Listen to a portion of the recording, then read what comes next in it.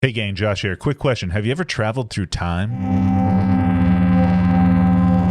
This album was released in 1998 simply under the name Time Machines, soon revealed to be English experimental group Coil, which for this release consisted of founding members John Balance and Peter Sleazy Christopherson, along with Scottish multi-instrumentalist Drew McDowell. The intention behind this record, according to Balance, was to create temporal slips. Expanding on that in an interview with David Keenan for The Wire, he said, "It originally came out of me and Drew talking that some types of music you listen to, sacred musics like Tibetan music or anything with a sacred intent, which is often long ceremonial type music, there are periods of time where you will come out of time. That's the intention of it, to go into a trance and achieve an otherness." And what does that sound like exactly? Well, it sounds like this.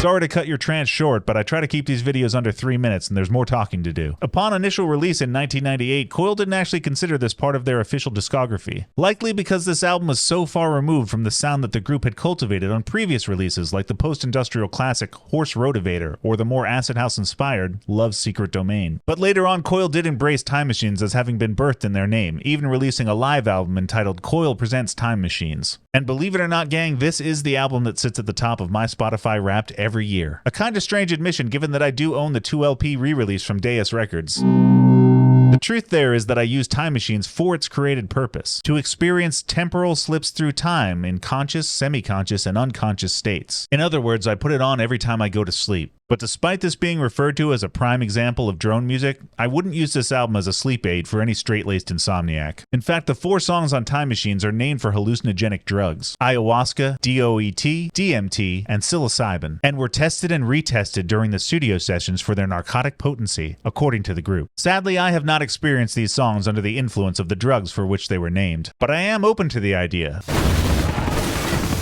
In 2018 and 19, surviving member Drew McDowell collaborated with artist Florence 2 in performing a new audiovisual version of the album. There are a few amateur videos of this event floating around YouTube, but none that seem to capture the visuals with any clarity. I didn't know about this tour when it happened, and they didn't come anywhere close to my stomping grounds on the East Coast. So consider this video my plea for Drew and Florence to come to Philadelphia. Or maybe I just need to listen to the album a bit more to reach beyond the constraints of linear forward-flowing time. I suggest you do the same. 2018 Berlin, here we come.